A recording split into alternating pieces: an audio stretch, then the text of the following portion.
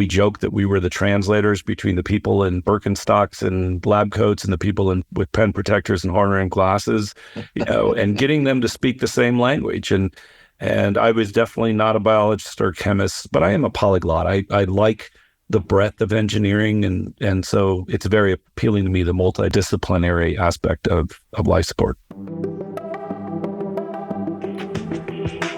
Hi, everyone, and thanks for listening. Today, I'm speaking with Grant Anderson, President, CEO, and co-founder of Paragon, the premier provider of life support and thermal control solutions for extreme environments.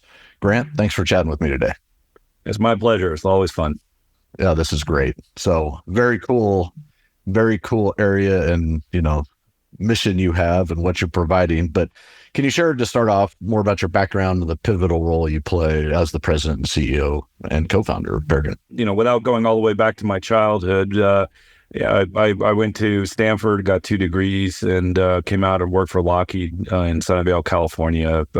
My claim to fame there is, if you ever see a picture of the space station, those big blue and gold things are my design. I was the chief design engineer for those solar arrays for space station. But I recognized pretty quickly, having also helped start some companies while in college, that I wasn't going to be in the large corporate environment. I wasn't going to be happy. So I met with some other people with a diverse backgrounds and started Paragon back in 1993. So almost 31 years ago now. There is a lot of, out of Stanford, kind of that entrepreneurial startup. Is that what kind of got you into that mode where, did they inspire that, or was that more based on what you had seen at Lockheed or, previous? Well, I would say it's a combination of a few things. However, I am the youngest of 5 children, which I think is 5% of all CEOs are that. So there must be a little bit of push. I had a unique experience because I needed to work through college. I didn't have enough money to get through college when I got there. My dad gave me a chunk and said, essentially, make it work. And being the 5th kid, that chunk wasn't the whole amount. This, by the way, is when Stanford for 5 years, because I did both my BS and my master's, cost about 60 to 70 grand, not as opposed to that much per year nowadays. It's more than that. Yeah, but I fell in with a gentleman who owned some companies, and he moved me around. I started in his aviation company, then went to his real estate company, became the controller of that company, part-time, working mornings from 7 to 9 in the morning. But even more important, he was the adjunct professor of entrepreneurship at the Stanford School of Business. So he would come in the morning and say, "Hey, I'm having Steve Jobs talk to my class today. How would you like to go to lunch with him?" So I had a very unique background. I had lunch with, Herb Keller, Ray Noyce, Steve Jobs. And I think that gave me a little bit of, hey, these guys are smart, they're different, but, it's not impossible, so to speak. I was a fly on the wall in those meetings. That, I think, and a certain proclivity for not accepting where things are and seeing where they could go, pushed me towards starting a company, and especially one that in an industry that didn't exist. Yeah, so how did you, point yourself? Well, maybe at the early days, Paragon, what was it about? How did you get funding? How did you get your boots off the ground? But really, what inspired you to go after this, sector, if you will? The life support system for spacecraft since the beginning of NASA has been sort of a side business for the different companies that did it, whether it was Garrett Air Research is now Honeywell, or Hamilton Standard, which is now Collins. But there was nobody who was really focused on that. And there's this new big cool thing going to be flying called the International Space Station. And we recognized that there wasn't a team that could hit the nexus of biology, chemistry, and aerospace engineering that's required to do life support, to do even the life support of simple things like bacteria in space. So what we started the company out doing, and we bootstrapped, this was not a VC funded thing, was to be that interface. So I started the company with a chemist and a biologist. We joked that we were the translators between the people in Birkenstocks and lab coats and the people with pen protectors and horn rim glasses, and getting them to speak the same language. And I was definitely not a biologist or chemist, but I am a polyglot. I like the breadth of engineering, and so it's very appealing to me, the multidisciplinary aspect of life support. And so you were able to bootstrap. Did you bootstrap the whole time, or have you ever taken outside capital? No, we bootstrapped the whole time. We knew we needed to start small. And like I said, the market didn't exist. NASA didn't say, "Oh, you're on my Rolodex for building that life support system." So we built ourselves up got some patents on doing very small closed systems. We were the first company to raise animals through multiple generations in space where they actually bred. So we proved that you could do that in microgravity. Our first flight was in May or June of 1996. And we did go off on a tangent, which was that we actually made a commercial product out of our patent called the Biosphere. You could actually buy one and put one on your desk, and it was an enclosed aquatic ecosystem. But that's actually now a case study that I use when I'm talking to business schools about how not to do things. You got to stay focused as an entrepreneur. And when I found myself counting snails in the back of the warehouse at 3 a.m, I said, hey, this is not why I started this company. So we got back to our roots, so to speak, and got more technical. And through that journey, you kind of mentioned one, what were the defining moments that really shaped the trajectory for who you are right now? Definitely one of them was, although I just badmouthed our commercial product, our retail product, somebody bought one and then talked to another space person and said, wow, we should fly this in space. And then he contacted us, and, a year later, we were flying units in space. The other defining moment was a taxi ride. Really, the then president of the company got in the same taxi. They were at a large meeting conference type thing down in Houston. And it was with a person that was working on a program at Lockheed. And we said, we know life support. Lockheed at that time did not know life support. And they said, hey, we'll bring you on. We were a small woman-owned business at the time. I should say I started the company with women. So we were a woman-owned company for the first 22 years. So they said, well, let's give you a try, and that's where the little bit of an incentive to do women-owned business and stuff helped us. And as Lockheed put it, we tried 5 companies out, and you were one of the 2 that really performed like we wouldn't believe. So we want to stay with you. So then we became Lockheed's in-house, really life support team that understood the system. And we'll talk about that later probably, but it's one thing that makes Paragon unique is we're systems thinkers. We're not component thinkers. So what do you think some of the key factors that have really contributed to, your growth, your reputation in the industry, being the lead in life support systems? Definitely technical rigor. One of the things that makes us unique, and we've utilized this all the way when we first were working with Elon Musk, which, by the way, we met before he started SpaceX, was we don't use PowerPoint in the technical world. Power corrupts, PowerPoint corrupts absolutely when it comes to technical. And it's the technical rigor. We formulate, execute, and document our stuff in technical memos. And again, we're systems thinkers. We very often, I actually call it, if you work in the government, I call it sub-optimization by WBS, by work breakdown structure. Very often people will say, well, if I do this, then I save 5 pounds. And they totally ignore they just cost the other part of the vehicle 100 pounds in order to save their 5. And we won't do that. Paragon has been known as an honest broker in our business. So that means that if we put a systems solution together and one of our competitors, even our prime competitors, component is best for the system, we'll use that component. We won't say, well, we want to inject Paragon's technology here and ignore what we do to the rest of the spacecraft. So I think that and the technical memo format has really set us apart. Almost every single large organization, when we say, yeah, we're going to do a preliminary design review, but we're not going to use PowerPoint, they gag a little bit. And by the end of the meeting, it's like, oh my God, this was the best meeting we've ever seen, because you're actually working with the technical data. Then, not to go on too long about that, but engineering is a technical discipline that requires specific detail. And PowerPoint is a medium that obscures detail. It's meant to. It's a sales tool. It's look at the shiny object over here, but forget about this little small part here. And then you can't do engineering that way, especially when somebody's life is in danger or on the line, so to speak. Yeah. So do you have trouble? Because I know Amazon and Bezos has gone down some of this path of PowerPoint versus reading. When you're working with your customers, especially defense industrial based customers, or defense side or NASA, that is a lot of the presentations and the way materials shared. Was it hard to get them on board with that, or was it more documents and just pages? Like, how did you gap that medium to have that success? Well, one thing we'll do is we'll say this will cost you X, but if you want us to do it in PowerPoint, it'll cost you 1.15 times X. In other words, it's going to cost you a few $1,000,000 more if you want it in PowerPoint. And that usually discourages them right there. Not always, I will say. I remember the PDR for the Dragon vehicle that we ran for SpaceX. We said, by the way, we're going to do this with technical memos. And it was very interesting how the room divided up. There were the graybeards, as we want to call it, from the Apollo days that said, yeah, this is how we used to do. We didn't have overheads, we didn't do this. We just sat down and looked at things. And then there was actually a younger management set. That was the technical advisor set. The younger management set was like, And it was funny, at the end of that, they said, fantastic review. You hit it out of the park, but next time have charts. And, they're not realizing that's why we hit it out of the park. And frankly, I place the blame on management because management needs to summarize it higher to the higher management, which then summarize it, and it goes up like 5 levels.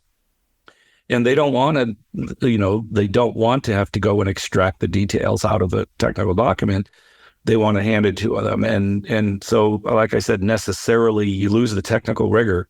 Engineering, like I said, is the detail. It's about the assumptions you put in. Frankly, running the calculations with all the computers we have nowadays, that's the easy part. Mm-hmm. It's making sure we all agree on the assumptions on which those calculations are based. That's where the real work happens. And frankly, you just can't detail all those assumptions in a PowerPoint without losing something. So you end up with people with an understanding of the outcome, but not understanding how you got to the outcome. And that's what PowerPoint does. And that's why we don't allow it to be used in the engineering world. Yeah, I love it. That's great. So Paragon is renowned for, your advanced life support systems, thermal control systems, for space, defense, and commercial markets. Can you tell me more, what are you known for? What are your flagship products and really your contributions, to the defense space? Yeah, in the defense space, especially during some of the Iraq campaigns and stuff, we had warfighters out there that were in, as we call it, always it's 50 pounds of lightweight gear. Always 50 pounds of lightweight gear, right?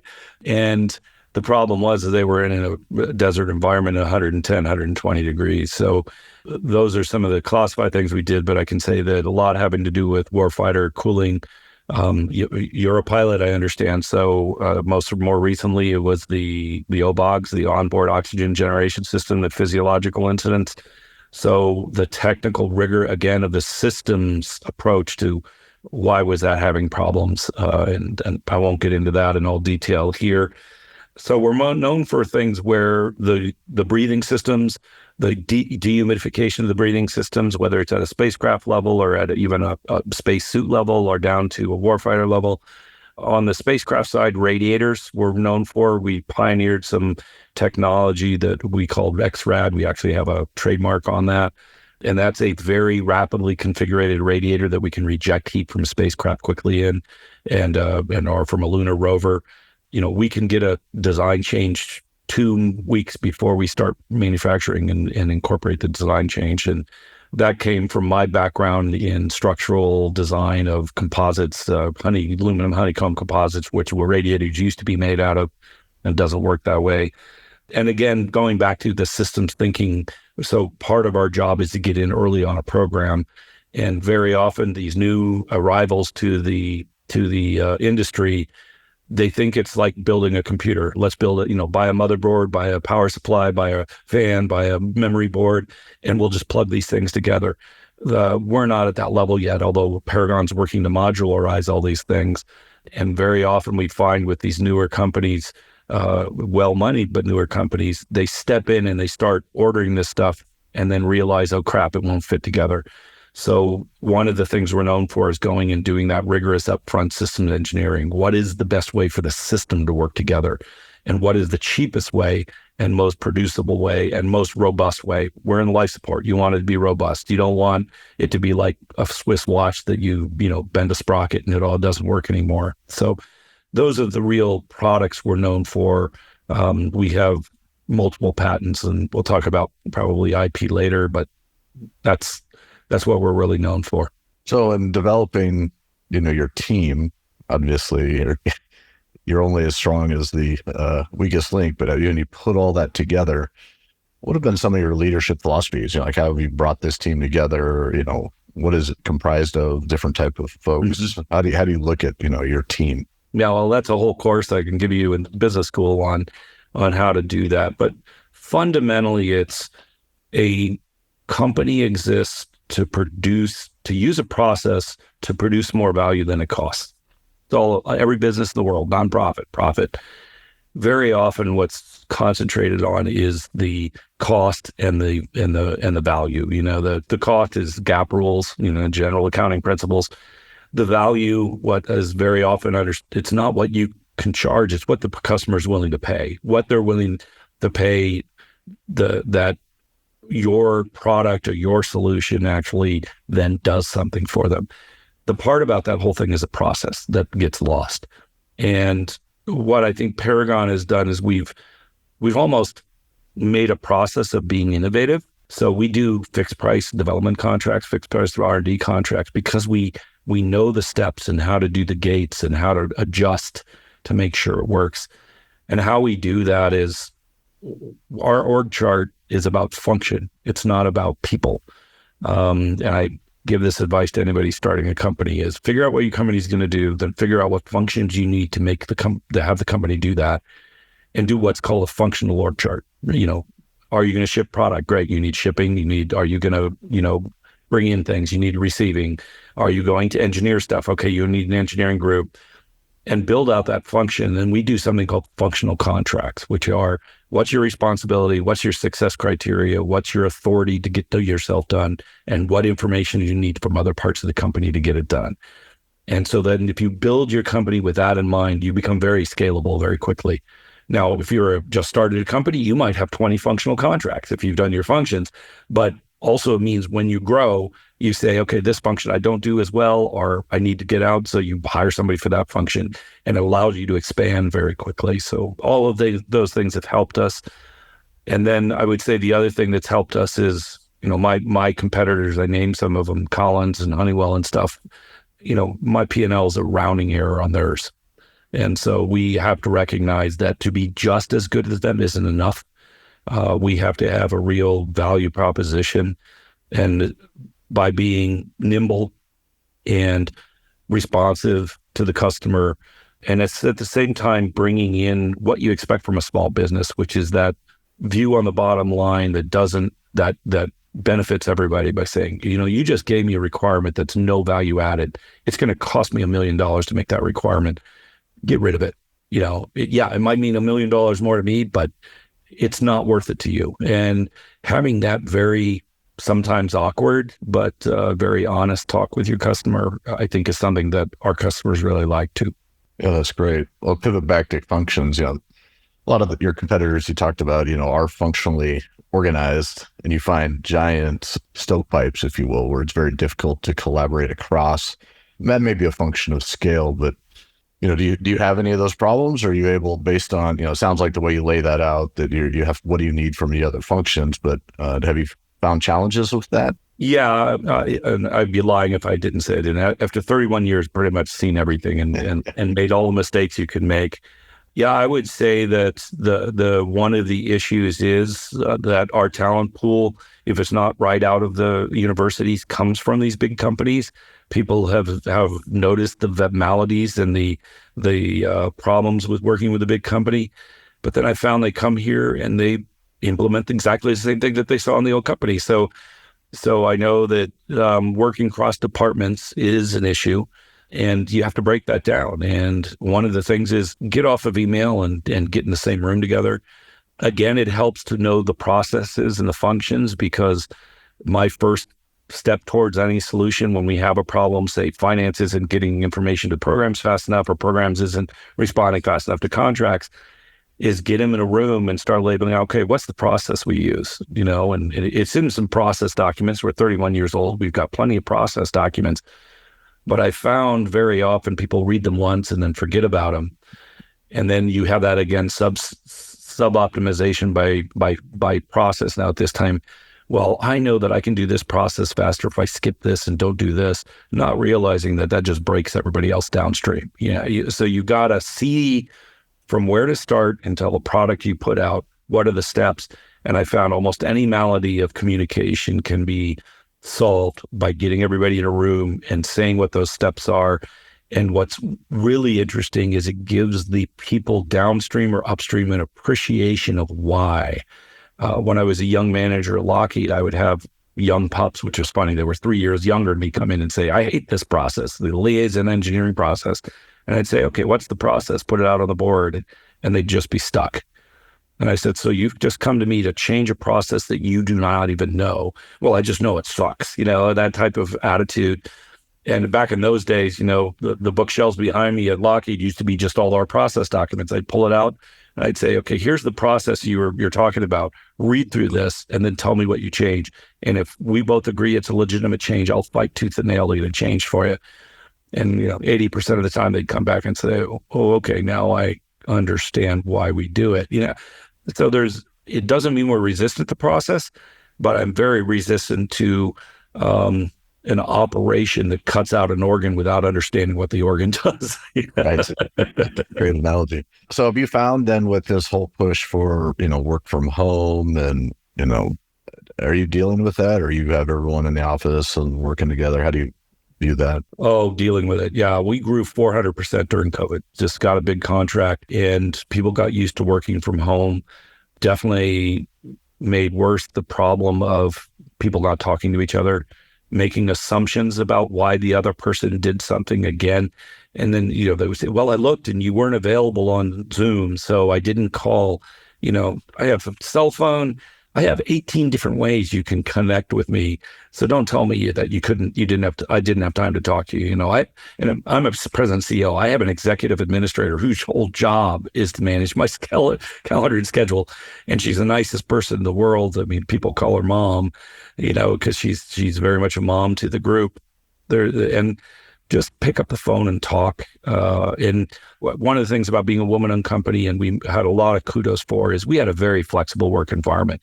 One thing I will say at Lockheed, there was definitely back in the 80s, the old boys network and the just not the understanding that the dynamics of families and stuff had changed. I was executive there when I was trying to make a change, say, well, I never was handed that. I did it myself. And I kind of said, yeah. And you got home and your wife was in pearls and heels and a dinner on the table and the kids in bed. That's not how the world is nowadays. It's not Ozzie and Harriet anymore. And so we had a very flexible work environment. So when COVID came along, the idea, the habits, the acceptance of people working from home, I hate to say it, it's still a little true. The caregiver is usually the female in the family. And I knew people at Lockheed back in the 80s that were taking a day without pay because they had, kids sick or they had parent-teacher conferences. We got rid of that. And we said, no, we work with you. I very flippantly say, I never want to be responsible for a divorce. So that the philosophy of working from home wasn't a problem. Our biggest problem was just bandwidth. When you have 40 people VPNing in, of which, 40 people or 60 people in the company, of which 10% at any one time were working remotely, the VPN was no problem. When you had 200 people working VPN and remotely, just the pipe width and stuff was hard. And of course, everybody was scrambling to set up. So getting the extra hardware, the Cisco system stuff was a problem. And then the dynamics I can't say is necessarily good. I've had senior engineers say, well, I'm so much more effective at home. I can manage my interruptions. I can get this done. And so don't even bother giving me a desk, because I'll work from home forever. And I said, okay, and I'll give you 80% of your salary. And they said, well, what do you mean? I'm even more effective at home. I said, really? You're a senior engineer. How many junior engineers and new starts have you mentored this week? Well, I've talked to them all the time. Well, really? Can they come in and talk to you when they have a little question that maybe you can help them with? Because a senior engineer's job, frankly, 20% of it at least, is mentoring the next generations.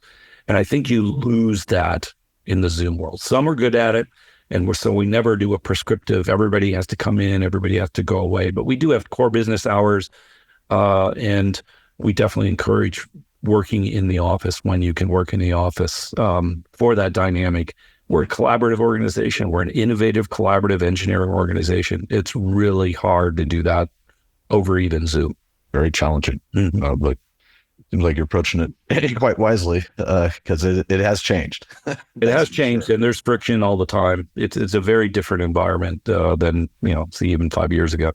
So how do you stay ahead of industry changes and continue to drive innovation in response to those?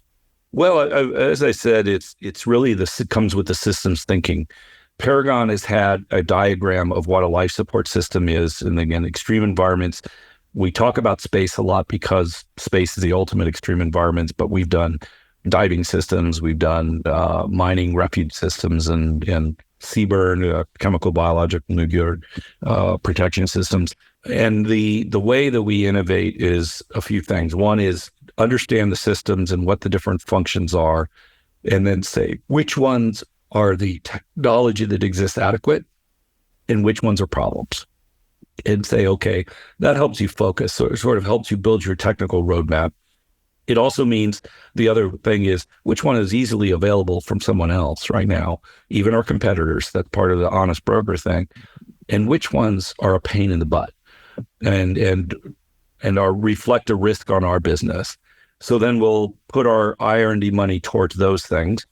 I will say the small business innovative research programs run by the government, and we've done them for every DoD organization and for NASA and even some more esoteric departments, including, SOCOM and stuff. That allows us to put forward, we actually take those requests and we put them out to all of our technical staff and even our non-technical staff and say, hey, if you have an idea to solve this government problem, let us know about it. But then you have to be very careful because we got to then pare it down to what our focus and our vision and mission of the company is.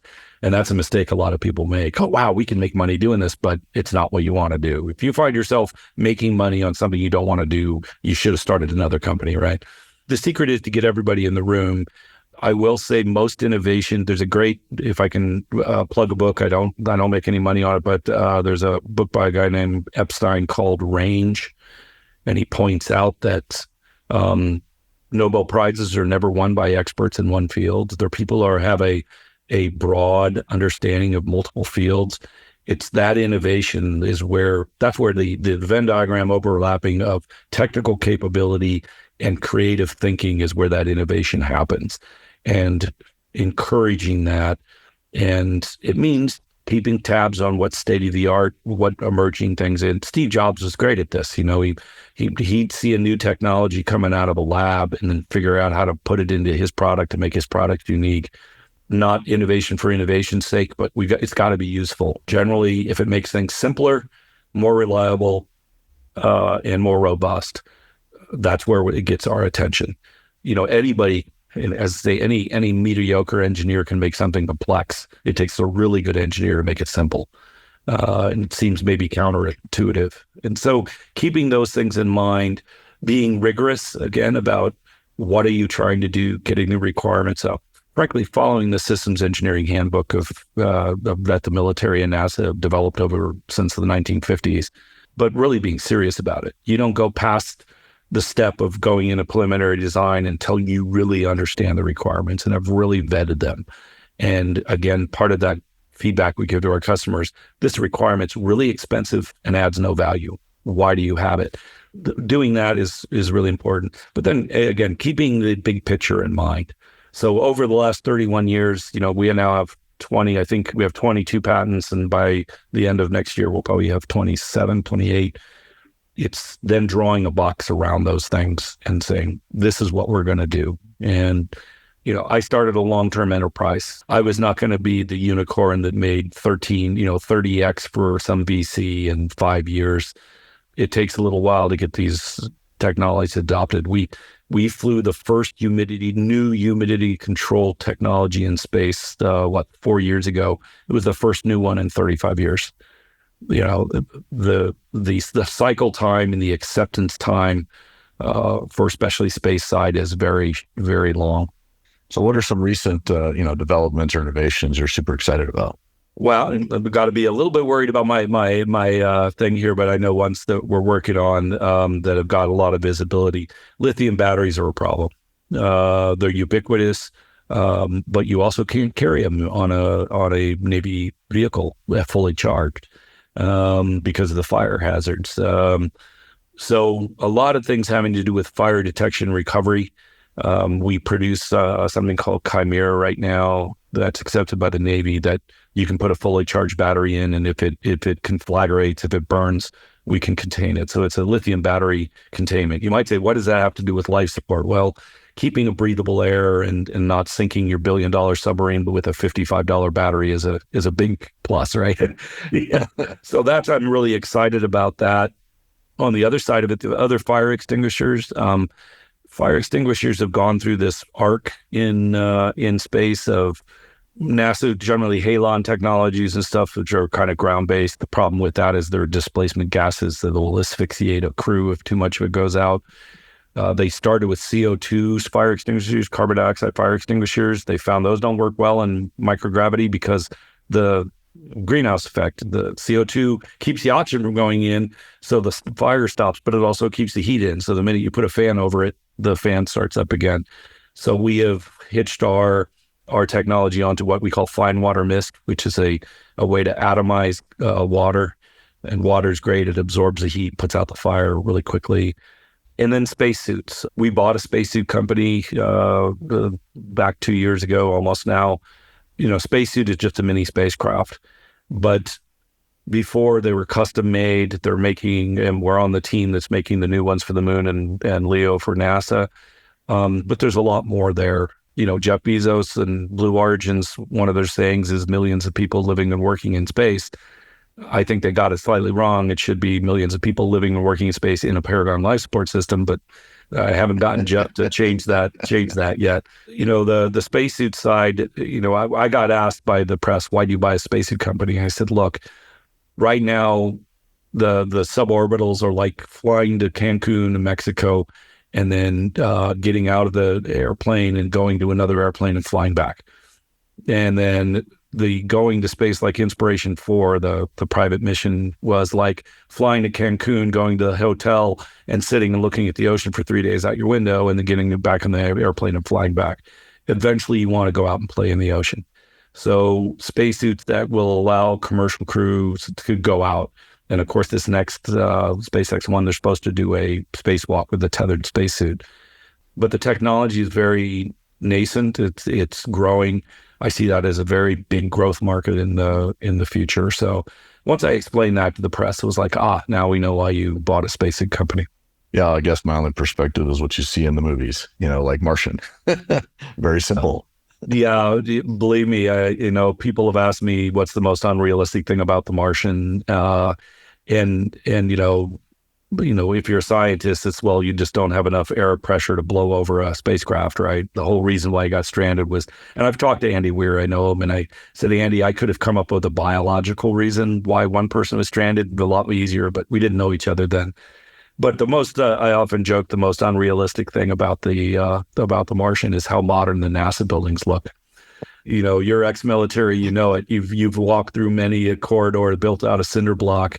If you're of the age when it went from suddenly all these trays appeared with tons of Ethernet wire on down the hallway, and now they're all disappearing again as it goes to Wi-Fi. But the cinder block building is still there. And it was funny in The Martian, everything was glass towers and beautiful, glassed in conference rooms. And I don't know where they got to see that in NASA. But anyway, there is actually, we have been asked to advise on movies. The biggest problem we have is that NASA will go to the movie house and say, we'll do it for free. Why pay a company to do it? And, they saw Top Gun and they saw what that did for the Navy. So they're very willing to do their own thing. But I'm trying to put a stop to that, because I don't think the NASA should compete with a private company. But yeah, well, the Navy has done a great job between the Top Gun and all the SEAL movies. I'm like, man, you'd think they're the only service out there. Spoken by an Air Force man. Yes, maybe I got a little chip on my shoulder. Well, working with defense organizations or NASA, and the sensitivity of contracts, how do you approach, one of the challenges that we see is, the compliance challenges that are placed upon companies. And then that's one side of it. But then there's also just actually securing your IP, which you have a lot of, and, not necessarily classified information, but How do you guys look at that, from, taking care of your information and, getting folks on board with compliance? Yeah, we've been through many journeys there. As you know, back when cybersecurity started raising its head, is the nefarious actors overseas and stuff were attacking the big guys, the Lockheeds, the Boeings, and everything of the world. Well, now they have 250 person, cybersecurity teams. So we saw about a decade ago them switch. The nefarious actors started switching to mid-tier, to what we call tier 2, tier 3. That was us. That is combined with the fact that I was a very early computer geek. I was programming my first languages in 1978 in 10th grade. So I very much... Was that with cards? I actually did program in Fortran 77 in my junior year with cards. Before that, we had an IBM 100 desktop, which a big tape drive like this, and a switch that said either BASIC or APL. APL is the internal IBM language. So my first programming language was an advanced internal IBM language. So, and again, like I said, 10th grade, 1978. And frankly, I went to college thinking about doing computers, and then they made you take Pascal for 3 quarters. Every single assignment I did in Pascal, I could have done in 10 lines of code in APL. So I was beyond that, but they wouldn't let me test out of it. That's a whole nother story. But what that did for me is I'm very cautious. So one of the things that Paragon does differently than most small companies is we don't farm out our cyber. I'm a very reluctant adopter of the cloud.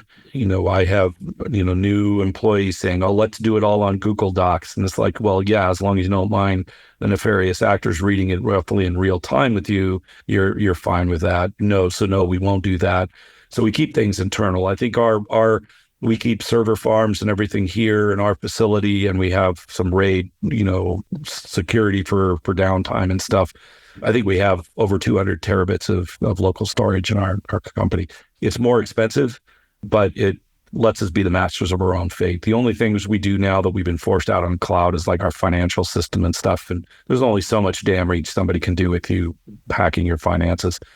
I mean, obviously not your bank accounts. That's a whole story. But on the other side of that, I know that one time when Martha McSally was in the Congress, she was our representative, and she asked to meet with us over at Davis-Monthan Air Force Base. And she said, what's your number one concern? I told my IT group to say, list every single cybersecurity requirement that we see in government contracts on one PowerPoint. This is where PowerPoint is good. They had to take it down to number 7 font, I think, to get all of them on. There were like 36 of them. And of those 36, only a third of them were obsolete, but they were still cited on our contracts. Many of them were contradictory. Everybody was throwing the kitchen sink at cybersecurity requirements and contracts. And so one of my pleas to her was, please get in there and get this straightened out. Because as a small company, we're locked out of business because we don't have the 200 cybersecurity experts on staff to figure out how to answer all of this stuff. And then they came along with the latest requirements about 5 years ago and have given us some time. I can say that's costed me hundreds of thousands of dollars and reminding my P&L as a rounding error on my competitors. So it's hurt. We had to be very deliberate about what we've done. But actually, we went through our first and second NIST reviews. The Army, Fort Huachuca down here, as you may know, is a center of excellence for it. And they audited us and they said, oh my God, can you guys teach the other medium-sized companies how to do this? You guys have it down. So, and I won't take credit for it. That's my team, the IT and MIS, Management Information Systems team. But it's a very serious topic with us. I think we've stepped up to it as much as we can, as long as the requirements are not so laborious that the customer's not willing to pay for it. The government comes in and says, we want you to do this cheap, but here's all your cybersecurity requirements. It's a definite, it's oxymoronic in a way, right? We want it cheap, but meet these 18 or 34 requirements, of which a third of them don't even make sense. 110 controls, I think now, and 300 objectives within those. Wow. Well, how would you recommend, let's say a new startup, take yourself 30 years ago, you're starting new, you're on the innovative side, but you have, that cyber, how do you protect that and the compliance requirements? How would you tackle that now as a recommendation for an entrepreneur? It's interesting because the patent is almost the exact opposite of cybersecurity. You're telling people what you're doing, and in fact, it has to be described well enough that somebody, versed in the state of the art can repeat what you've done. So to some degree, there's a push me, pull you between wanting to patent and wanting to maintain your intellectual property and your proprietary rights. So one of the things we do, and we have a very vigorous methodology for patent disclosures, potential idea disclosures. And one of the things every quarter we get together, one of my board members was the head of intellectual property for AT&T. Not everybody can find somebody with that talent, but what we do is make that very deliberate idea. Is this something we're going to keep under wraps? So that means keep it very secure, not only password protected, but make sure that your hidden files, whatever you need to do to keep that stuff in a gold vault. There was a Secretary of Defense that I think it was Gates, that said, what we need is tall walls around very small amounts of things as opposed to short walls around everything. And that's sort of the philosophy we use. There's very specific things that we need to keep secret. And as long as you keep your stuff internally, don't have it out on the web, you can achieve that. But then again, patents, especially in my environment where I have a lot of very well-moneyed people that are my competitors, my patents and getting the big gorillas involved, i.e. the government, to go in and say, you're violating the patent of a small company here and we're taking notice. That's the only leverage I have sometimes to say, no, you're not going to vertically integrate with somebody else's IP. You cannot do that. And that's a continuous battle. Oh, sure. We have been in a battle for 20 years of raising the awareness of government organizations that IP is important and you cannot. When we put in something that says it's proprietary on it, it dang well is proprietary. And there's a lot of rules in the government on where you can share that, and you better not violate them because we will notice. And oh, by the way, here's some help so that you can do it right. So it's a not adversarial relationship, but it can't be a, anything goes relationship. That's for sure. So the next 3 to 5 years for Paragon, you're working on these new things, what are your big, plans or vectors that you're charging out on? The market is getting to the point where not everything is custom. It used to be NASA needed something new and they would spend billions to make it something new. The commercial world doesn't work that way. In fact, they're not seeing their payoff, their cash flow happen until they have customers. So they're very reluctant to spend money up front. Paragon responded to that by coming up with something what we call common ECLS. So it's modular ECLS. So we have certain sizes of things we build, a number of people that we will keep breathing and can absorb their CO2 and their trace contaminants. And building those in building blocks minimizes the amount of upfront investment the customer needs. We're seeing that push, and they're starting to listen to us now, say, yeah, you have this requirement that we've never built to this requirement before, and look at that. Why are you doing that? Because that's making us custom you. That's increasing your upfront cost before your payoff down the line. So it's eating through your investment money before you get revenue. And I think being an entrepreneur, having started multiple companies, I have that. I can have that conversation with somebody that's just gone and raised $500 million. $500 million sounds like a lot, but boy, you can blow through it quickly in the space world. So having a partner like us that goes in and says, here's how we can preserve that 500 million and get you to a revenue slot. And oh, by the way, we'll help you do that.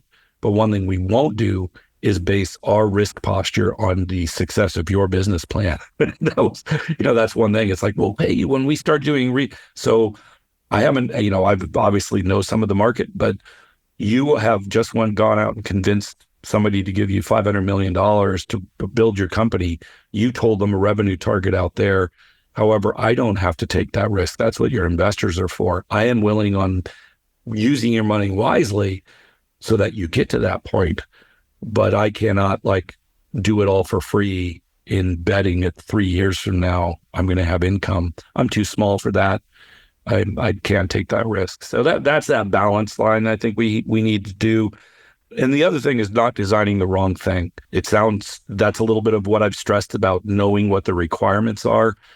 I know I was just in a meeting with my chief engineer, and he said, requirements are all good, but your ConOps is absolutely sacrosanct. Tell us how you're going to use this, because then we can tell you what requirements are value added or not.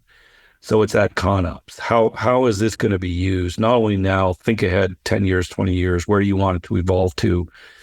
And starting with that in mind, we can get the solution right for you guys. And so I see those things is we've done a lot and put a lot of money for us, a good, 10% of our revenues in some cases, and depending on where the money comes from. That's why we like SBIRs. Those are extra money of non-dilutive investment in future. Give us that, and we've put together over the last few years, here's the plug and play for you. Here's the turnkey solution for you. And as long as you come to us with an open mind and don't say, yes, but I know how to do it better, so I'm going to impose these requirements on you, we'll all succeed together. And it's a partnership.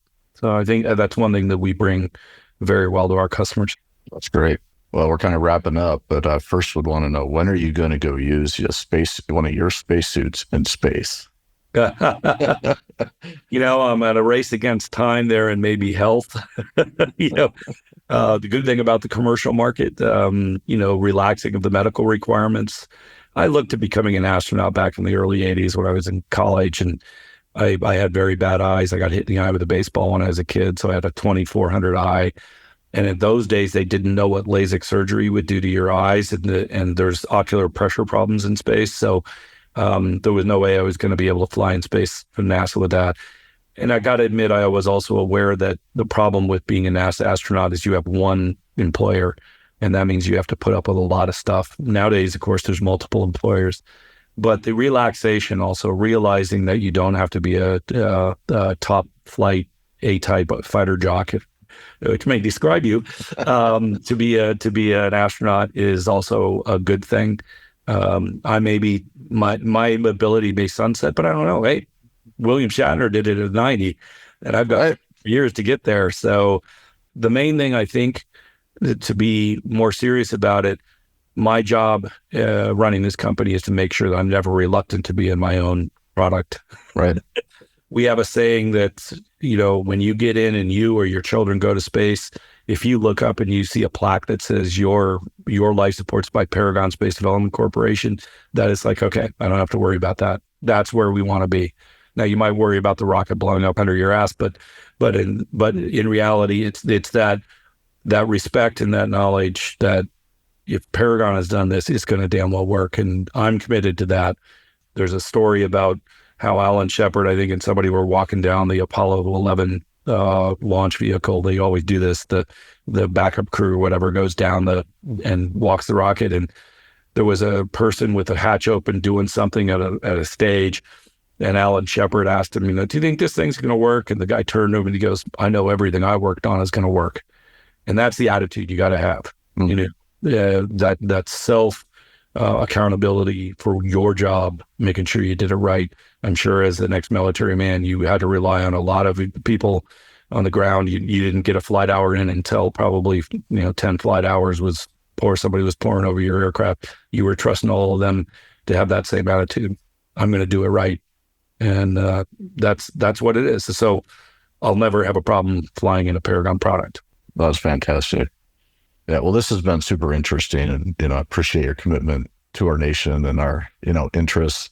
You obviously have a unique company, a very cool company, and I'd love to keep talking. If someone wanted to learn more about Paragon, where would they go to get that information? Yeah, well, we're on all the social networks and stuff. Our URL is paragonsdc.com, so Paragon Space Development Corp. It's pretty funny when we sometimes have Paragon Space Development Corp, people think we're articulating the space, so it becomes Paragon Development Corp. No, the space is part of our name. Right. So paragonsdc.com. But all the social networks, you can find us on Twitter and Instagram and LinkedIn and all of those too. Fantastic. Well, thanks, Grant. Really appreciate your time, and let's keep in touch. Yes, anytime. Give me a call, and we'll work out something. Perfect. Thank you, sir.